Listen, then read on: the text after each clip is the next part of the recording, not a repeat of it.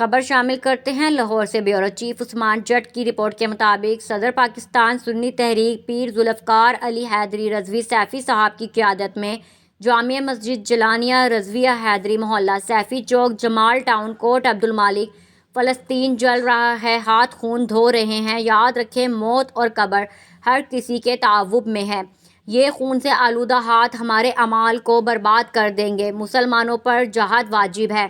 یہودی اپنے سروں پر پیپسی رکھ کر ڈانس کر کے عالم اسلام کا تماشا اڑا رہے ہیں، لیکن لگتا یہ ہے ہم میں غیرت و ایمان ختم ہو گئے ہیں۔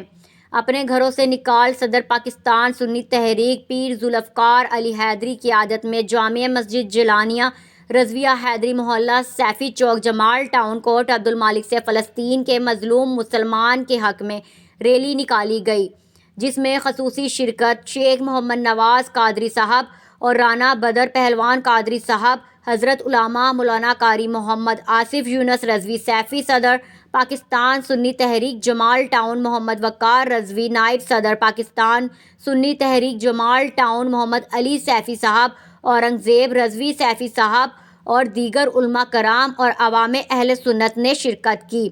خدا را خوف کریں، اگر ہم تلوار نہیں اٹھا سکتے تو کم سے کم یہودی مصنوعات کو تو مسلم قوم اپنے گھروں سے نکال۔ پیر ذوالفقار علی حیدری رضوی سیفی۔